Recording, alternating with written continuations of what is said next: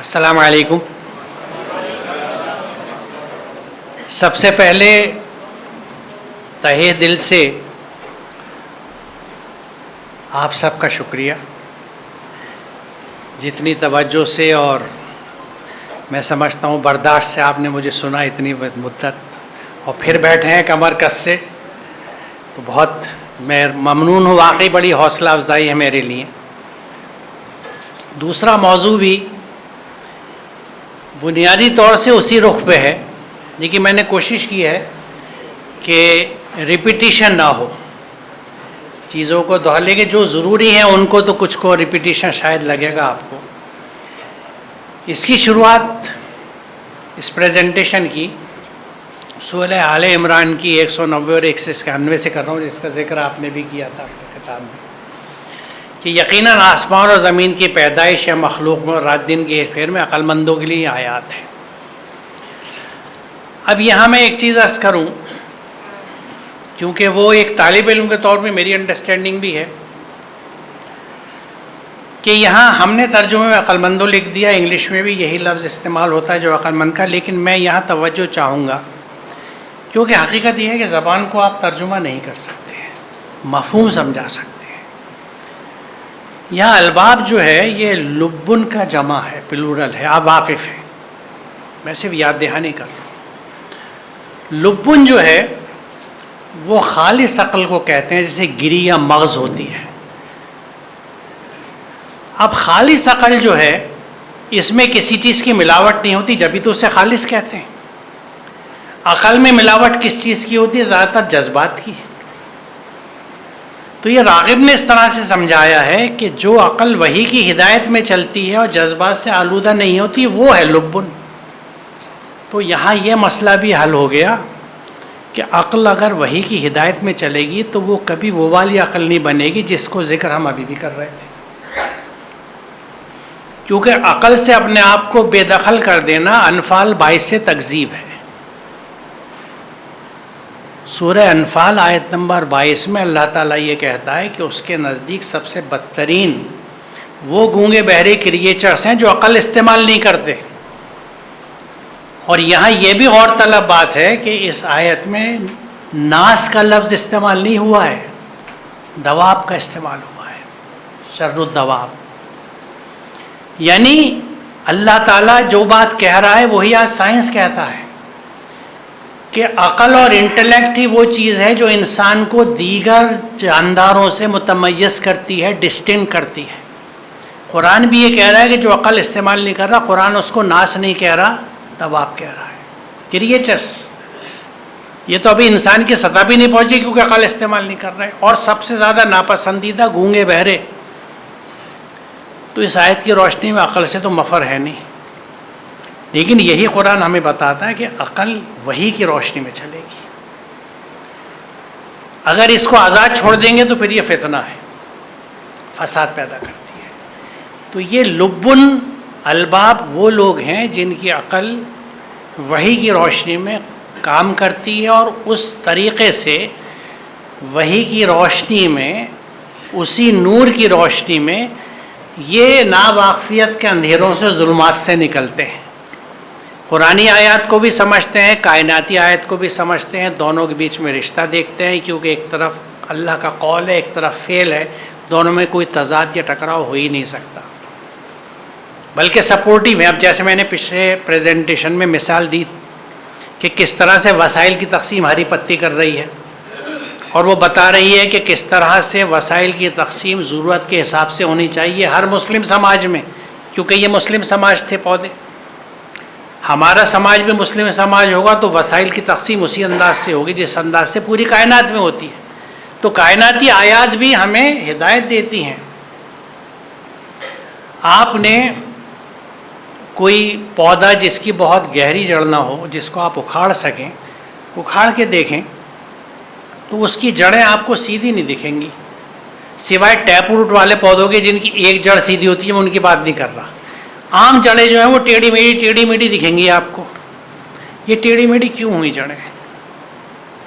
جب بیج کا کلہ پھوٹا، جرمینیشن ہوا، تو شوٹ اوپر گئی جس پہ ہری پتی آئی، جس نے فوراً سورج سے غذا بنانی شروع کر دی، جڑ فوراً نیچے گئی تاکہ پانی اور نمکیات کو جذب کر سکے اور اپنا زندہ یعنی وجود قائم کر سکے۔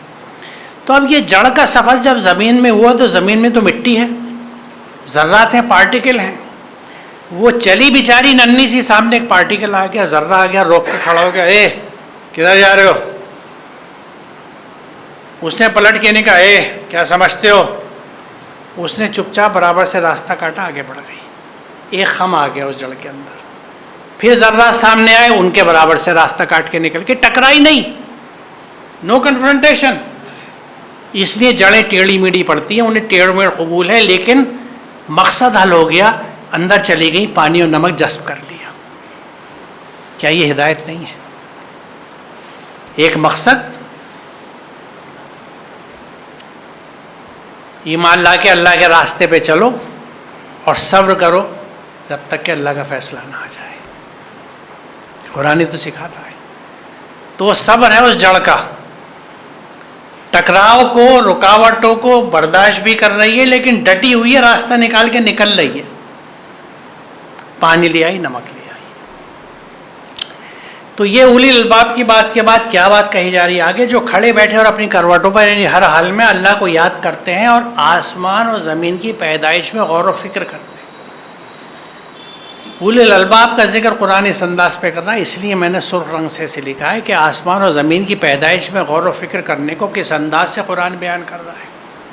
پچھلے پریزنٹیشن میں کائناتی آیات کے بارے میں گفتگو کری تھی، یہ اسی کا ایک حصہ ہے، اور اس پہ غور کر کے کیا کہتے ہیں وہ کہ تو نے یہ سب بیکار نہیں بنایا، پاک ہے تو، اور ہمیں آگ کے عذاب سے بچا لے۔ اب یہاں میں ایک اور جسارت کروں ایک طالب علم کے طور پہ معذرت کے ساتھ، کہ یہاں اگر ہم لغات جو گنجائش دیتی ہیں اس میں سبحانہ کا دوسری انداز سے دیکھیں، سبحن، کلن فی فلک یسبحون، یسبحون کا جو لفظ ہے سبحن کا، یہ تیر جانا، دوڑ جانا ایک مقصد کی طرف۔ یسبح ما فی السماوات و ما فی الارض کلن فی فلک یسبحون، سب اپنے اپنے ادوار میں، اپنے آربٹس میں دوڑ رہے ہیں۔ اس کی ایک تصویر بھی ابھی آپ کو دکھاؤں گا۔ تو سبحانہ کا، تیرے لیے ہے ساری دوڑ میری اور بھاگ دوڑ، تیرے احکامات کے تحت اس منزل تک پہنچنے کی جس کی ہدایت تو نے صراط مستقیم سے دی ہے۔ یہ رخ بھی ہے سبحانہ کا سمجھنے کا، تعریف کے علاوہ۔ اور یہ ہم کہتے ہیں تو پھر بڑا اوویس لگتا ہے کہ ہمیں آگ کے عذاب سے بچا لے، کیونکہ ہم نے اپنی سی پوری بھاگ دوڑ کری یا اللہ تیرے احکامات پہ، کیونکہ قرآن کہتا ہے نا ہم نے تمہیں چن لیا ہے، اور رسول ہم پہ گواہ ہوں گے، رسول ہم پہ گواہ ہوں گے، ہم لوگوں پہ گواہ ہوں گے۔ تو یہ کیا کام ہے، کیا ٹاسک ہے جو دیا جا رہا ہے؟ تو اس کے لیے تو مستقل دوڑنا ہے، پوری زندگی ایک مشن ہے، ایک کام ہے جو رسول اللہ صلی اللہ علیہ وسلم نے پوری زندگی کیا۔ اب یہ تصویر ایک ایٹم کی ہے،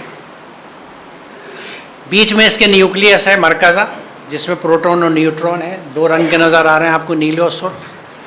یہ آربٹ ہیں جس کو دور یا ادوار کہتے ہیں پلورل، جس میں الیکٹرون مستقل گھومتے رہتے ہیں، اور یہ ساکت نہیں ہے۔ اور یہ ایٹم وہ بنیادی ذرہ ہے جس سے ہر مادہ بنا ہے، ہم بھی بنے ہیں۔ ہمارے یہاں مادے کا ایک لیول اور ہے کہ غیر جاندار چیزیں ہیں جن میں جان نہیں ہے، وہ تو ایٹم اور مالیکیول پہ رک جاتے ہیں۔ ہمارے یہاں ایٹموں سے اکٹھا ہو کے، مالیکیول سے اکٹھا ہو کے ایک سیل وجود میں آیا تھا جہاں سے زندگی کی شروعات ہوئی تھی۔ تو زندگی کی بنیادی اکائی تو سیل ہے، لیکن مادے کی بنیادی اکائی ایٹم ہے، جس میں نیوٹرون، پروٹون اور الیکٹرونز ہیں جو مستقل گھومتے رہتے ہیں۔ یہ ساکت نہیں ہے، کائنات میں کوئی چیز ساکت نہیں ہے۔ کوئی بھی چیز یہ آپ کو ساکت دکھ رہی ہے، لیکن اس کے اندر جس مادے کے پلاسٹک سے بنی ہوئی ہے اس کے مالیکیول اور اس مالیکیول کے اندر ایٹم اسی طرح گردش کرتے رہتے ہیں مستقل۔ کلن فی فلک یسبحون، اپنے اپنے آربٹ میں سب دوڑ رہے ہیں اس کام پہ جو اللہ نے لگایا ہے، کیونکہ مسلم ہیں، آیت ہیں، اور اپنے اس کام کے ذریعے اللہ کی حمد و ثنا بیان کرتے ہیں، کیونکہ بھاگ دوڑ کر کے جو نتائج نکالتے ہیں وہ اللہ کی حمد کا خود بیانیہ ہوتے ہیں. دیکھیے ایک گلاب کی کلی جب پورے قوانین کے تحت کھلتی ہے محنت کر کے تو وہ فی نفس ہی اللہ کی حمد کا بیانیہ ہے. اس کی خوبصورتی دیکھ کے ہم کہتے ہیں واہ کیا خوبصورت گلاب ہے.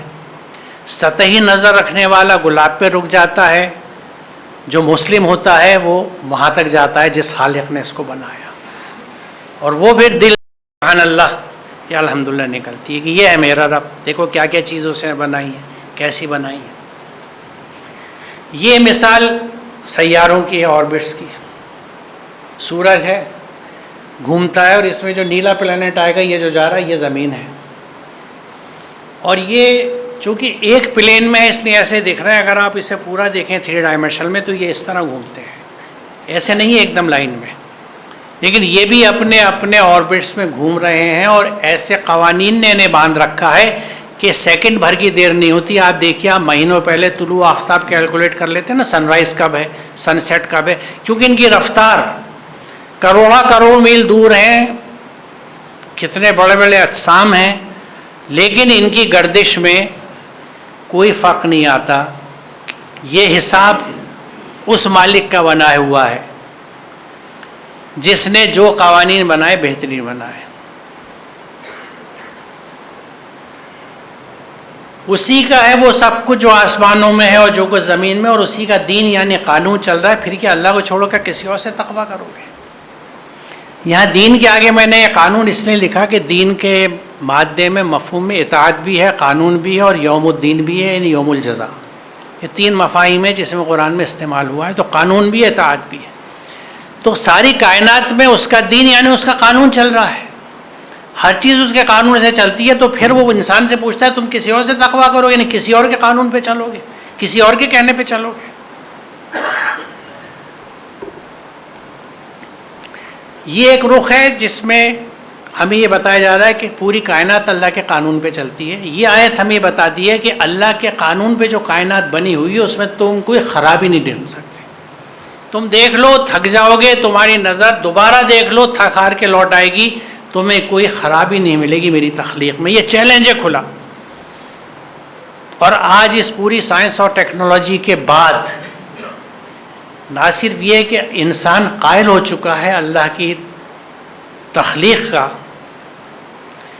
بلکہ چاہے زبان سے نہ مانے عملاً وہ اس راستے پہ چل رہا ہے. یہ بات میں کیوں کہہ رہا ہوں؟ صنعتی انقلاب کے بعد، انڈسٹریل ریولوشن کے بعد ہم بے حد خوش ہوئے تھے کہ ہم بڑی تیزی سے چیزیں بنا رہے ہیں، زندگی کی بڑی آسانیاں آ گئیں.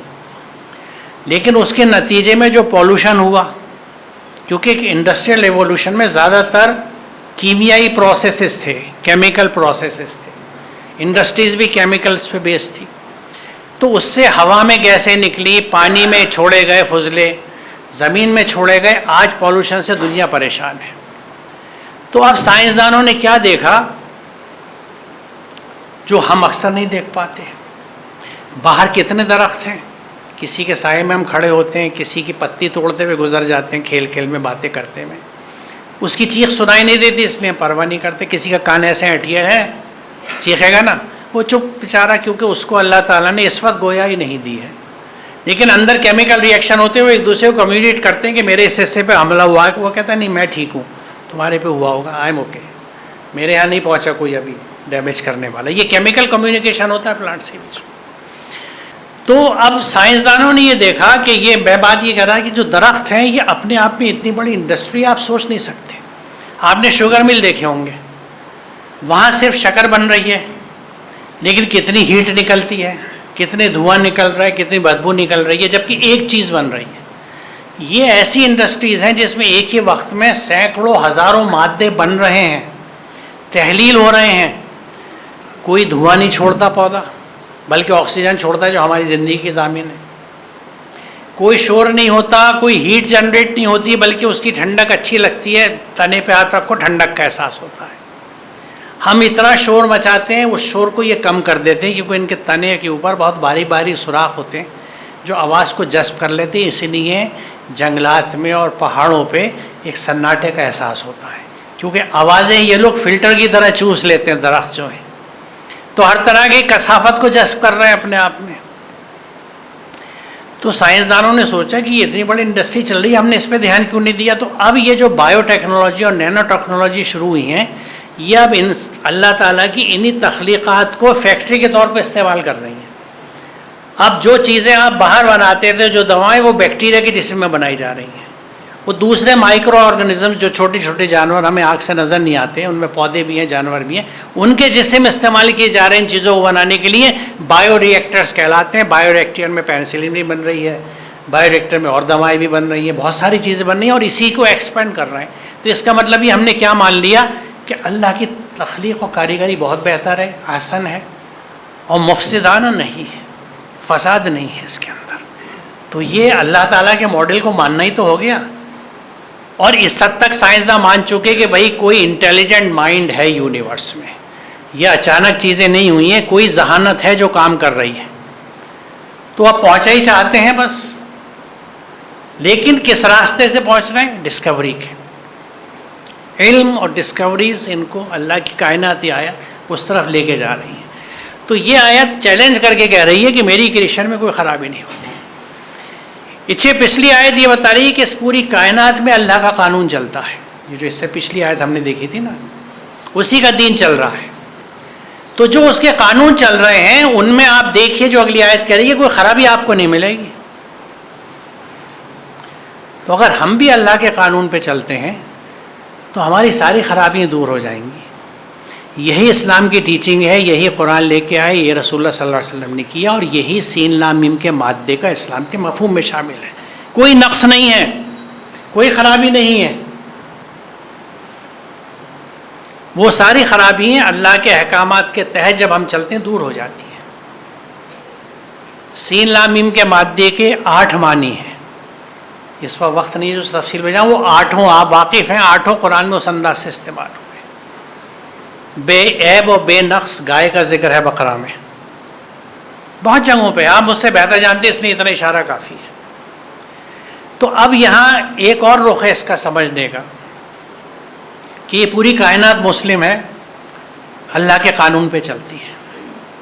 جب ہم اللہ کے قانون میں چل جاتے ہیں، یعنی حضرت ابراہیم کی پیروی کرتے ہوئے اپنی پوری ہستی اللہ کی اطاعت میں دیتے ہیں. قال اسلمت لرب العالمین. ہم میں سے ہر کوئی یہ کہتا ہے، اور ہر کوئی یہ کہتا ہے کہ نحن لہو مسلمون، ہم اس کے مسلم ہیں. اس کا مسلم کون سینہ ٹھوک کے کہہ سکتا ہے جس کی زندگی کا کوئی شعبہ، کوئی کام قرآن سے ہٹ کے نہ ہو، یعنی عین رسول اللہ کے انداز سے زندگی گزار دی اس نے، یا اس کوشش کر رہا ہے.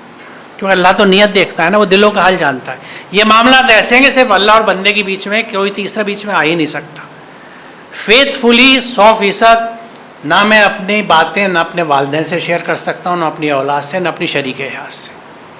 یہ صرف اللہ اور بندے کے بیچ کی بات ہے، ممکن ہی نہیں ہے کوئی تیسرا بیچ میں آ جائے. تو جب ہم اللہ کے قوانین کے حساب سے اپنی زندگی گزارتے ہیں تو ہم اس کائنات کے ساتھ ہم آہنگ ہو جاتے ہیں. وی کم ان سنک ود نیچر. یعنی دریا میں پانی جس بہاؤ پہ بہ رہا ہے ہم اس کے ساتھ بہنے لگتے ہیں. اور جب ہم اپنی مرضی کی زندگی گزارتے ہیں تو we are swimming against the current. بہاؤ کے خلاف تیرنے کی کوشش کرتے ہیں، تھک جاتے ہیں، ہاتھ پیر جواب دے جاتے ہیں، کہانی ختم ہو جاتی ہے.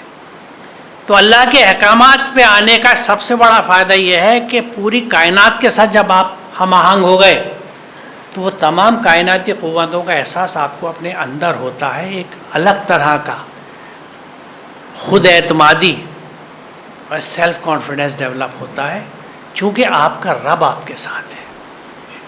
جب ہم اسلم کی کیفیت میں آ گئے، مکمل اپنی ہستی اس کی اطاعت میں دے دی، تو معاملہ دوسرا ہو جاتا ہے.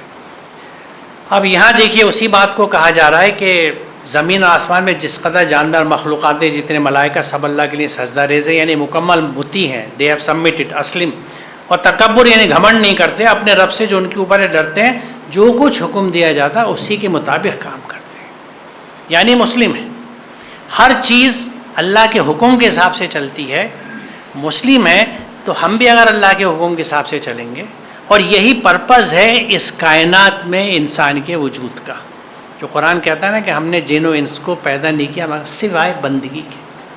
اور یہ بندگی جو ہے یہ عبادت نہیں ہے. یہ فرق دیکھیے زبان کے اعتبار سے فرق نہیں ہے لیکن پریکٹس میں فرق ہے.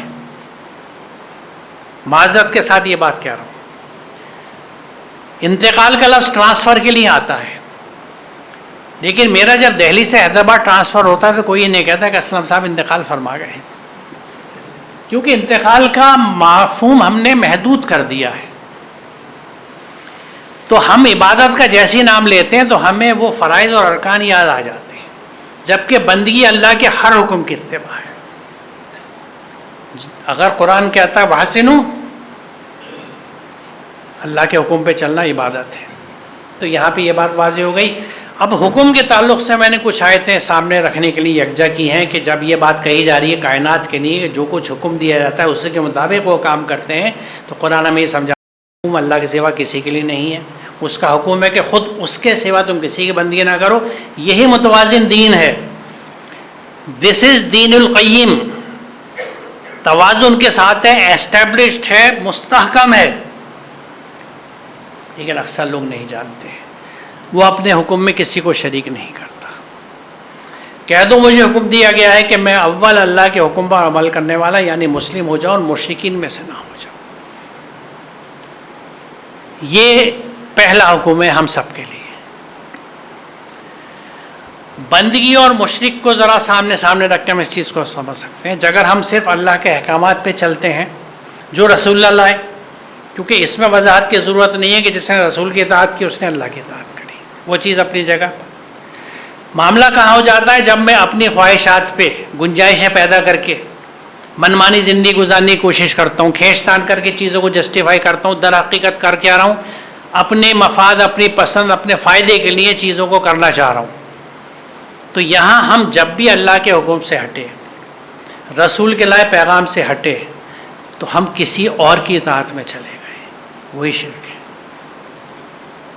تو مسلم اور شرک میں یہ فرق ہے کہ جو اللہ کے احکامات پہ چلنے والا ہوگا وہ بھی دیکھیے اصل توحید و وحدت یہی ہے, لا الہ الا اللہ کا مقصد یہ ہے, مفہوم یہ ہے کہ اللہ کے علاوہ میرے لیے کسی کا حکم نہیں ہے. اور میں بطور ایک طالب علم اس نتیجے پہ پہنچا اور اس پہ اب کوشش کر رہا ہوں, وہ کوشش جاری ہے کہ میں جب تک اللہ کے احکامات کو پوری طرح سے سمجھ کے اندر نہیں اتار لیتا میں مسلم بننے کی طرف کیسے بڑھوں گا. یا ایھا الذین آمنوا ادخلوا فی السلم کافہ, کیا کہتی ہے یہ بات؟ پورے کے پورے آ جانا ہے. یعنی میری زندگی کا کوئی شعبہ, کوئی فعل اللہ کے حکم سے ہٹ کے نہ ہو, کوئی چیز ایسی نہ ہو جس کو رسول اللہ صلی اللہ علیہ وسلم نے نہیں کیا ہے, ہٹ کے نہیں ہونی چاہیے. اے نبی, اے مخاطب, یہ وضاحت کے لیے لکھا گیا, ضرورت نہیں تھی. ان سے کہوں مجھے حکم دیا گیا ہے کہ دین یعنی اطاعت اور قانون کو اللہ کے لیے خالص کر کے اسی کی بندگی کروں, اور مجھے حکم دیا گیا ہے کہ سب سے پہلے میں خود مسلم بنوں. یہ دونوں آیتیں ایک ساتھ میں اس لیے رکھی ہیں کہ قرآن اس پہ ایمفیسس کرتا ہے کہ سب سے پہلے مسلم مجھے خود بننا ہے. اور یہ حکم رسول اللہ صلی اللہ علیہ وسلم کو بھی آیا ہے کہ جیسے سے قرآن آیا ہے آپ نے اس پہ عمل کیا. وہ بات دیگر ہے کہ آپ اپنے اخلاق اور کردار سے بہت سی چیزیں ان احکامات کے آنے سے پہلے ہی کرتے تھے اپنی زندگی میں, آپ امین مشہور تھے. اب یہ دوسری چیز آئی جس کا میں نے ذکر کیا کہ کیا تم نے دیکھا اس شخص کو جس نے اپنے خواہش نفس کو اپنا خدا بنا لیا, منمانی زندگی گزارنا, جو میرے جی میں آ رہا ہے وہ میں کر رہا ہوں. کیا تم ایسے شخص کو راہ راست پر لانے کا ذمہ لے سکتے ہو؟ کیا تم سمجھتے ہو کہ ان میں سے اکثر لوگ سنتے ہو سمجھتے ہیں یہ تو جانوروں کی طرح ہے, بلکہ ان سے بھی گئے گزرے. اب یہاں دو چیزیں ہیں. اس آیت نے خدا کو بھی ڈیفائن کر دیا. خدا وہ ہے جس کے کہنے پہ ہم چلتے ہیں. نفسانی خواہشات پہ چلے تو نفسانی خواہشات ہماری خدا ہو گئی. یعنی میں کسی بھی خدا کی اپنے تصور سے عبادت کر رہا ہوں لیکن اس کے کہنے پہ نہیں چل رہا, نفسانی خواہشات پہ چل رہا ہوں, رسم و رواج پہ چل رہا ہوں, فیشن پہ چل رہا ہوں, کسی کی بھی کہنے پہ چل رہا ہوں ادر دین اللہ سبحانہ و تعالیٰ, تو پھر جس کے کہنے پہ چل رہا ہوں وہی میرا خدا ہے, میرا الہ وہی ہے جس کے میں پیچھے چل رہا ہوں. اسی لیے لا الہ کے مرحلے سے گزرے بنا الا اللہ نہیں آتا. اپنی زندگی میں سے چھوٹے خدا ہٹانے پڑتے ہیں, اس کے بعد ہی استھاپنا ہوتی ہے الا اللہ. اللہ تعالیٰ کا وجود وہیں سے شروع ہوتا ہے جہاں سارے الہ ہماری زندگی سے ہٹ جاتے ہیں، اور اس میں سب سے بڑا الہ جو ہے یہ نفسانی خواہشات ہے، قرآن خود کہتا ہے۔ دوسری کیفیت کیا ہوتی ہے کہ میں اپنی آیات سے غافل ہوں۔ یقیناً جو لوگ ہم سے ملنے کی توقع نہیں رکھتے اور دنیاوی زندگی پہ راضی ہو گئے ہیں اور اس میں جی لگا بیٹھے ہیں، اور جو لوگ ہماری آیت سے غافل ہیں، ایسے لوگوں کا ٹھکانہ ان کے اعمال کی وجہ سے دوزخ ہے۔ آیات سے غافل ہیں تو اپنے انداز سے کام کریں گے، کسی کی بھی اتباع کریں گے، اللہ کی تو نہیں کریں گے، رسول اللہ کا اسوہ نہیں دیکھیں گے، تو ظاہر اعمال خراب ہوں گے۔ تو نتیجتاً اس غفلت کی وجہ سے آیات سے، یہ نہیں آیات سے غافل نہیں ہونا، ان کو سمجھنا ہے، ان پہ عمل کرنا ہے۔ ان سے کہو زمین اور آسمان میں جو کچھ ہے اسے دیکھو۔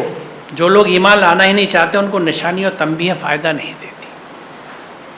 یہ کائناتی آیات کی اہمیت بتاتا ہے کہ زمین و آسمان میں دیکھو کس طرح سے چیزیں کیا کام کر رہی ہیں، اور پھر یہ بھی کہہ دیا گیا جو ایمان ہی لانا نہیں چاہتے تو انہیں کوئی نشانی کوئی تنبیہ فائدہ نہیں دیتی۔ اب نشانیوں کی تو ہم نے اتنی بات کر لی اب تک، پچھلے لیکچر میں بھی اور اس میں بھی۔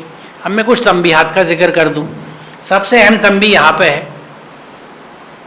کہ زمین میں اور پانی میں فساد پھیل گیا ہمارے ہاتھوں کی حرکتوں کی وجہ سے، اٹس آور اون ڈوئنگ۔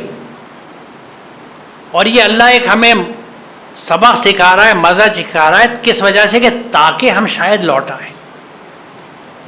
آئیں اللہ کے احکامات و نظام کی طرف، جس میں کیا کہا گیا تھا کہ اقیموا الوزن بالقسط ولا تخسروا الميزان اور اللہ تطغوا فی الميزان، دونوں باتیں تھی کہ توازن برقرار کر دو۔ اور قدرت کے کارخانے میں بڑی اہم بات یہ ہے کہ آپ فساد تو پھیلا سکتے ہیں، لیکن اگر آپ اصلاحی کام کرنا چاہتے ہیں تو صرف فساد پھیلانا بند کر دیجیے۔ یہ بڑی اہم بات ہے۔ قدرت کے کارخانے میں فساد خود ٹھیک ہو جاتا ہے، قدرت کی ایجنسی جو ہیں وہ اپنے آپ کو خود ٹھیک کر لیتی ہیں۔ جنگل کاٹنا بند کر دیجیے، جنگل خود اگائیں گے۔ ہوا میں گیسیں خراب والی چھوڑنا بند کر دیجیے، ہوا کا نظام خود ٹھیک ہو جائے گا۔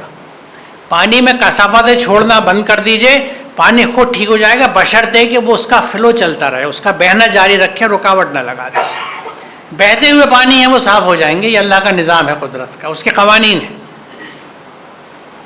اسی لیے کیٹیگریکلی قرآن مفسدین اور مصلحین دو کیٹیگریز بتاتا ہے۔ مسلمان ہمیشہ مصلحین ہیں، اور اس کی اہمیت اتنی ہے کہ ایمان کے ساتھ عمل صالح جڑ کے آتا ہے۔ الا الذین آمنوا وعملوا الصالحات، جگہ جگہ الگ انداز سے یا تو عمل صالح ایمان کے ساتھ جڑ کے آتا ہے یا تقوی جڑ کے آتا ہے، کیونکہ محض ایمان لانے سے بات نہیں بنتی جب تک کہ اللہ کے احکامات سے جڑتے نہیں اور عمل صالح نہیں کرتے۔ زمین میں فساد برپا نہ کرو جبکہ اس کی اصلاح چکی ہے۔ اب یہ حکم ہے اللہ کا، وَلَا تُفْسِدُوا فِي الْأَرْضِ بعد اصلاحیہ۔ اب یہ اصلاح جو ہے زمین پہ اس طرح سے ہوئی، اگر ہم انوائرمنٹ کے پوائنٹ آف ویو سے دیکھیں کہ جس وقت زمین کا یعنی انسانیت کا، انسان کا وجود ہوا زمین پہ، تو زمین ایک دم صاف ستھری تھی، پانی صاف تھا، ہوا صاف تھی۔ اور آج بھی جہاں انسان کے قدم نہیں گئے، آپ وہاں جائیے جہاں سویلائزیشنز نہیں گئی ہیں، انسان نہیں پہنچا، آپ کو ہر چیز صاف ستھری دکھے گی۔ انسان فساد لے کے جاتا ہے کیونکہ اپنے مفاد کے لیے کام کرتا ہے، دوسرے کے لیے نہیں سوچتا، یہی گڑبڑ ہوتی ہے۔ تو اسی میں تمہاری بھلائی ہے اگر تم مومن ہو۔ مومن ہو تو فائدہ اسی میں ہے کہ فساد نہ پھیلاؤ۔ کیا ہم ان لوگوں کو جو ایمان لائے، جنہوں نے صالح اعمال کیا اور جو زمین میں فساد کرنے والے یکساں کر دیں؟ کیا متقیوں کو ہم فاجروں جیسا کر دیں؟ عمل صالح کرنے والوں کو متقی اور مفسدین کو فاجر کہا گیا ہے۔ متقی اللہ سے جڑنے والا، فاجر ہے پھٹ کے الگ ہونے والا، جیسے اندھیرا روشنی سے الگ ہوتا ہے جو فجر کا وقت ہے، پھٹ کے الگ ہونے والا فاجر ہے، جڑنے والا متقی ہے۔ تو متقی اور فاجر ایک سے نہیں ہو سکتے، قرآن یہ بتا رہا ہے۔ مفسدین الگ ہے، مصلحین الگ ہے، تو ہمیں یہ فیصلہ کرنا ہے۔ اب دیکھیے یہ تو زمین کے تعلق سے بات تھی، فساد ہر طرح سے ہوتا ہے۔ یہ ایمان لا کے عمل صالح کرنے والوں کی بات ہے کہ تعریف اللہ کے لیے جس نے اپنے بندے پر یہ کتاب نازل کری، اس میں کوئی ٹیڑھ نہ رکھی، ٹھیک ٹھیک سیدھے بات کہنے والی کتاب ہے تاکہ لوگوں کو خدا کے سخت عذاب سے خبردار کر دے۔ یہ تنبیہ کا پہلو ہے، اور ایمان لا کر صالح عمل کرنے والوں کو خوشخبری دے دے کہ ان کے لیے اچھا اجر ہے جس میں وہ ہمیشہ رہیں گے۔ ایمان اور عمل صالح، یہاں میں نے اس لیے یہ کہ چیزیں جڑ کے یہاں پہ ساتھ آئی ہیں۔ اب یہ اسلامی فقہ اکیڈمی کا فضائی و صوتی آلودگی کا اجلاس ہوا تھا اجین میں، جیسے میں ابھی ذکر کر رہا تھا، کہ کچھ سیمینارز میں اسلامی فقہ اکیڈمی کے اس خاکسار کو بلایا جاتا ہے. تو یہ اس میں ہم نے صوتی اور فضائی آلودگی ڈسکس کری تھی. یہ شرکاء ہیں اس میں سب سے آگے کالی شیروانی میں مرحوم امین عثمانی صاحب نظر آ رہے ہیں، جن سے مجھے بڑی عقیدت بھی ہے، محبت بھی ہے، اور میرے بڑے کرم فرما اور رہنما رہے ہیں. تو یہ اس اجلاس کی ایک تصویر ہے. اسراف کو بھی قرآن جو ہے فساد بتاتا ہے. مال کا بیجا استعمال، دکھاوٹ، شو بازی، ایکسٹراویگنس، اور اس کو مفسدین کہا جاتا ہے، جو مسرفین ہیں. تو یہ بھی ایک فساد ہے. یعنی یہ فساد وہ ہے جو مال کے ساتھ ہے. اللہ کے بندے بن جاؤ، اس کی بندگی میں آ جاؤ، کسی چیز کو اس کا شریک نہ بناؤ، یعنی کسی اور کی نہیں کرنی، کسی کے اتباع نہیں کرنی. اتبعوا ما انزل الیکم من ربکم. اور پھر دیکھیے یہ بڑی اہم آیت ہے، احسان کرو والدین کے ساتھ، رشتہ داروں کے ساتھ، یتیموں کے ساتھ، مسکینوں کے ساتھ، قریبی رشتہ دار پڑوسی کے ساتھ، دور کے رشتہ دار پڑوسی کے ساتھ، وقتی طور پر ساتھ والے کے ساتھ، مسافر کے ساتھ، اور اپنے ملازموں کے ساتھ. بے شک اللہ گھمنڈی اور فخر کرنے والوں کو پسند نہیں کرتا. جتنی ممکنہ سوسائٹی میں کیٹیگریز ہو سکتی تھی احسان کے روش کے لیے وہ کہی گئی ہے، کیونکہ احسان اپنے آپ میں ایک بہت بڑی عبادت ہے. وَأَحْسِنُوا إِنَّ اللَّهَ يُحِبُّ الْمُحْسِنِينَ.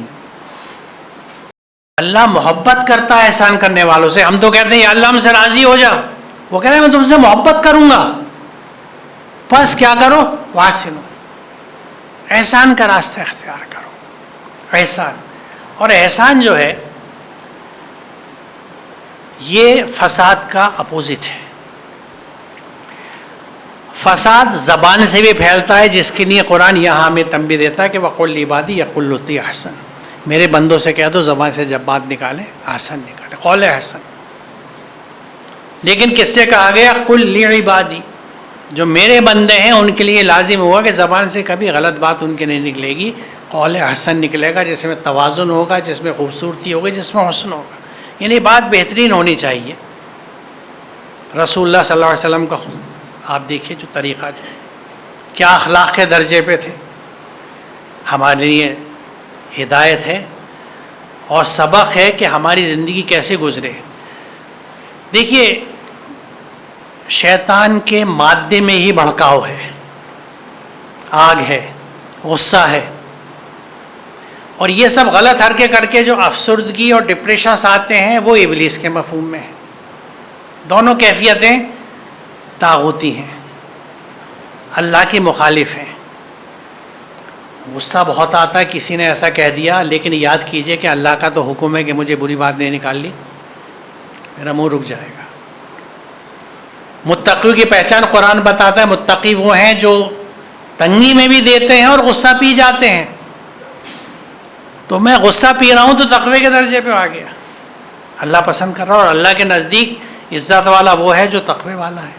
یعنی تقوی کا اسکیل آپ کو ڈیفائن کر سکتا ہے کہ اللہ کے اتنے نزدیک ہے.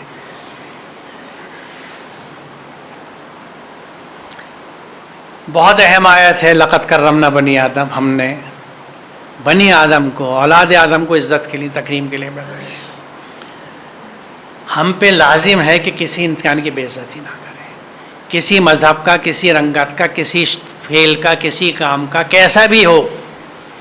میرے لیے تو بائنڈنگ ہے یہ حکم کہ بے عزتی کسی کی نہیں کرنی. لقد کرمنا بنی آدم. اور دیکھیے جب آپ انسان کی عزت کرتے ہیں تو اس کی سوچ کی، اس کی لائکس ڈس لائک کی، پسند کی ناپسندیدگی کی، ہر چیز کی عزت کی جاتی ہے، کیونکہ اس کی پوری شخصیت قابل تکریم ہے. بنی آدم کسی اور کریچر کی طرح نہیں ہے، یہ وہ آدم ہے جس کو شخصیت دی گئی ہے. تو تکریم شخصیت کی ہے، یعنی کسی کو اذیت نہیں دینی. ڈونٹ ہرٹ اینی باڈی، کسی کا دل مت دکھائیے. اس لیے آپ سورہ حجرات دیکھ لیجئے، کیا کیا چیزیں، چھوٹی چھوٹی چیزیں بیان کی جا رہی ہیں. کسی پہ برا نام مت رکھو، اس کے ایپ سے کالو کو کالو کہہ کے نہیں پکار سکتے آپ. فسق کی علامت بتائی گئی ایمان لانے کے بعد. پیٹھ پیچھے کسی کی برائی مت کیجیے، ایک دوسرے کا مذاق مت اڑائیے. آپ امیجن کیجیے کیا کیا ہدایت ہیں ایک اچھا انسان بنانے کی. اور حجرات میں یہ اللہ کے نزدیک تقوی اور عزت والی بات ہے، حجرات 13 ہے، تو عزت ہر ایک کی ہے۔ بدی کو اس نیکی سے دور کرو جو بہترین ہو، تم دیکھو گے تمہارے ساتھ جس کی دشمنی پڑی ہوئی تھی وہ بہترین دوست بن گیا ہے۔ اہم بات یہ ہے کہ صفت نصیب نہیں ہوتی، نہیں ملتی مگر ان کو جو ثابت قدم ہے، صبر کرنے والے ہیں۔ برائی کا جواب بھلائی سے دینا ہے، برائی سے نہیں دینا۔ لیکن یہ قرآن کہتا ہے کہ یہ انہی کو نصیب ہوتی ہے صفت جو صبر کرنے والے ہوں۔ اب یہ صبر جو ہے یہ عربی کا صبر ہے، اردو کا صبر نہیں ہے۔ اردو کے صبر میں ہاتھ پیر ڈالنے کی بات ہے، عربی کے صبر میں پیشنس وتھ پرزیویرنس، برداشت لیکن جٹے رہنا، ہمت نہیں ہارنا، لگے رہیے۔ ان کی طرف سے برائی چل رہی ہے، میں اس برائی کو برداشت کر رہا ہوں، غصے کو پی رہا ہوں، قول احسن نکال رہا ہوں ان کے لیے بھی، اور پھر بھی ان کے ساتھ اچھا روش پہ چلے جا رہا ہوں کہ کبھی تو سدھرو گے۔ اور آپ یقین جانیے انسان سدھرتا ہے، میری اپنی زندگی کے تجربے ہیں۔ میں یہ طے کر لوں کہ مجھے اس سے لڑنا نہیں ہے، اس کی برائی کا جواب برائی سے دینا، گالی کا جواب گالی سے نہیں دینا، برے رویے کے جواب برے رویے سے نہیں دینا، مجھے اس کے ساتھ اچھا رہنا ہے۔ ایک دن وہ آدمی ٹوٹ جاتا ہے اور وہ نادم ہو کے پلٹتا ہے کہ تم کیا چیز ہو۔ مجھ سے غیر مسلم نے اس کیفیت کی بات خط لکھ کے دیا تھا جس پہ آنسوؤں کے قطرے تھے کہ تم تو بھگوان ہو، تم نے میری کسی بات پہ کوئی برا ریئیکٹ کبھی نہیں کیا، you have always been kind to me. یہ میں اپنی ذاتی زندگی کا تجربہ بتا رہا ہوں آپ کو۔ جب میں اسٹوڈنٹ تھا، طالب علم تھا، BSc کے زمانے کی بات ہے، میرے زیادہ تر کلاس فیلو غیر مسلم تھے، کیونکہ مسلمان سائنس میں بہت کم پہنچتا ہے، بھولا بھٹکا، اس وقت بھی کم تھے، آج بھی کم آتے ہیں۔ تو 50 کی کلاس میں ہم 5 مسلمان تھے، اور وہ ایکسیپشن تھا، کسی سال BSc میں 5 مسلمان آئے نہیں تھے اس کالج میں جو پرانی دہلی کے بالکل پاس ہے، دہلی کالج، جس کو آپ ذاکر حسین دہلی کالج کہتے ہیں۔ سڑک کے پار پرانی دلی، جتنا مسلمان بچے بچی پڑھتے تھے ادھر ہی آتے تھے۔ تو آرٹس اور کامرس میں بھرے رہتے تھے، سائنس میں کبھی کوئی آگے آئے۔ یہ لوگ اللہ کے سوا جن کو پکارتے ہیں انہیں تم برا نہ کہو، ورنہ وہ اللہ کو بے سمجھے بوجھے دشمنی میں برا کہیں گے۔ تو ہم اگر دوسرے کے خداؤں کو برا نہیں کہیں گے تو ایک تو یہ ہے کہ ہم اپنے اللہ کی بھی ایک طرح سے بے عزتی روکتے ہیں، کیونکہ وہ ریئیکٹ کرتا ہے آدمی، آپ اس کو برا کہیں گے وہ آپ کو برا کہے گا۔ تو یہاں میں روکا جا رہا ہے کہ کسی کے خدا کو دیکھیے، یہ وہ اہم احکامات ہیں جو ایک انسان کے طور پہ اگر ہم دنیا میں کریں گے تو اس کائنات کو، پوری کائنات کے فساد سے بچا لیتے ہیں۔ کیونکہ ماحول کے، کائنات کے فساد سے بچانے کی جب میں بات کہہ رہا ہوں تو وقت کم تھا، میں نے تفصیل میں نہیں گیا کہ انسان کو، ہم سب کو زمین کا کسٹوڈین بنایا گیا ہے، وارث بنایا گیا، خلیفہ بنایا گیا ہے۔ یہ تمام وسائل ہماری ذمہ داری میں دیے گئے تھے، امانت تھی ہمارے پاس اللہ کی کہ ان کو بہتر شکل میں آگے نہیں بڑھا سکتے تو کم از کم ویسا تو رکھو۔ ہم نے تو فساد پھیلا کے آگے بڑھا رہے ہیں، اور ہم مانتے ہیں دوسرے لوگ فساد پھیلا رہے ہیں، لیکن ہم تو قوم مسلمین میں سے تھے نا، ہم کھڑے کیوں نہیں ہوئے؟ کتنے لوگ ہیں، دیکھیے کرسچن کمیونٹی، ہندو کمیونٹی، سکھ کمیونٹی، جین کمیونٹی، جوز کی کمیونٹی، ان کے ہاں کے کتنے لوگ ہیں جو انوائرمنٹل موومنٹ میں آگے چل رہے ہیں، مارکۃ الارا کام کر رہے ہیں۔ ہمارے یہاں کتنے واضح احکامات ہیں قرآن میں توازن کے تعلق سے، فساد نہ پھیلانے کے تعلق سے، عمل صالح کے تعلق سے۔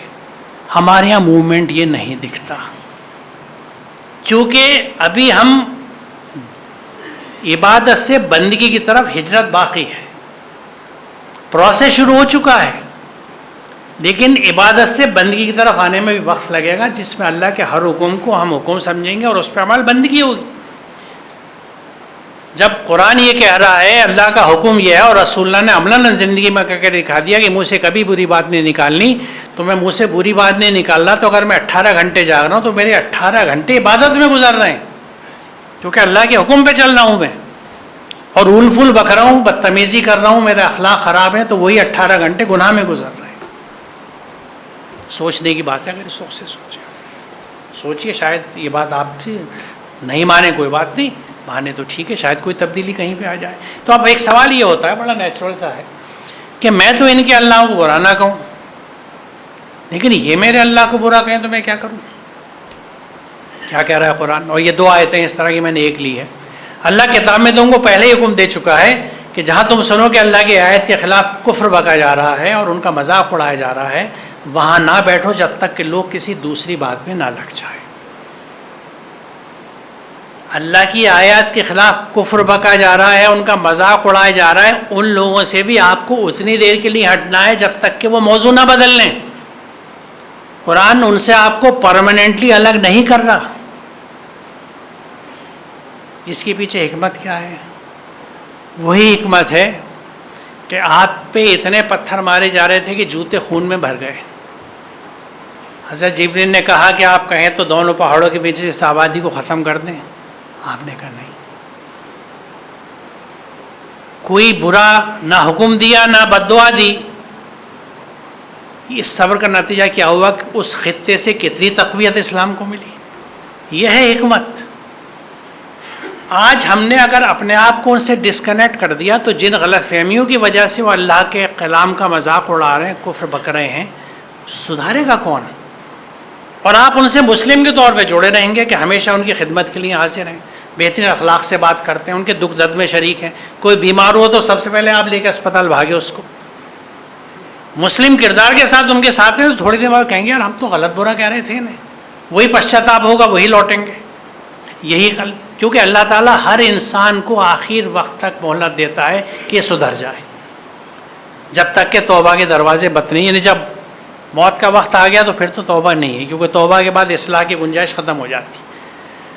تابو اصلاح کا فارمولہ ہے، وقت ہے اصلاح کا تو توبہ بھی کام کرے گی، ورنہ نہیں بنتی بات آگے۔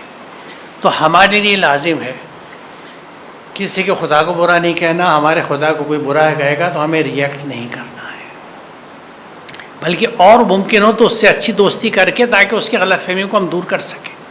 اگر ہمارے پاس اتنا وقت اور وسائل ہیں اور ہم اسے افورڈ کر سکتے ہیں، کیونکہ اکثر ہو سکتا ہے میں اپنی پڑھنے میں کام میں اتنا مصروف ہوں، میرے پاس اتنا وقت نہیں کسی سے دوستی نہیں پیدا کر کے نبھاؤں، ریئیکٹ مت کیجیے۔ ریئیکٹ نہیں کریں گے آپ، ان کے پاس دوبارہ جائیں گے تو سوچیں گے یار ان کے تو ابھی اللہ کو میں برا کر کے بیٹھ گئے، تو کل کو سوچنے لگیں گے کہ یہ ان چیزوں کو مائنڈ نہیں کرتے، اس کا مطلب ہے یہ ٹالرنٹ کمیونٹی ہے، اس قوم میں برداشت ہے، یہ برا نہیں مانتے۔ کیوں نہیں مانتے برا؟ جستجو ہوگی، پھر پوچھیں گے آپ سے، پھر آپ انہیں قرآن سے انٹروڈیوس کرائیں گے کہ میرے اللہ کا یہ حکم ہے کہ میں کسی انسان کی بے عزتی نہیں کر سکتا، اس کے عقائد کی بھی عزت کروں گا کہ اس کی شخصیت کی عزت ہے، لہٰذا میں تو آپ کو برا کہہ ہی نہیں سکتا۔ آپ نے کہا کوئی بات نہیں، آپ ہو سکتا ہے کسی غلط فہمی میں ہو، جب وہ ٹھیک ہو جائے گی تو آپ بھی اصل بات سمجھ جائیں گے، یہ ہوگا ایٹیٹیوڈ۔ لیکن اس کی مخالفت پورے وہ شیاطین اور جذبات جو دل میں حمیت برا کہہ دیا، چھوڑوں گا نہیں، قرآن نہیں کہتا، قرآن نہیں کہتا۔ یہ ایک بڑی برکت والی کتاب ہے جو ہم نے تمہارے سامنے نازل کی ہے تاکہ لوگ اس کے آیت پر غور کریں اور عقل فکر استعمال کرنے والے اس سے سبق لیں۔ اس کو پہلے بھی کر چکے ہیں۔ آپ دیکھیں یہاں یہ 2-3 آیتیں آخر کی جو میں نے اس اہمیت بتا رہی ہیں کہ اگر بستیوں کے لوگ ہمارے احکام اور قوانین پر یقین رکھتے، کیا قوانین کے کائنات میں جس طرح چل رہا ہے کوئی خرابی نہیں دکھ رہی، تم ان قوانین پہ چلو گے، تمہارے سماج میں تمہاری شخصیت میں کوئی خرابی نہیں بچے گی، ہر برائی سے پاک ہو جاؤ گے۔ اسلام سسٹم وہ ہے، بشرطے کہ اس میں پوری طرح سے ہم آ جاتے ہیں۔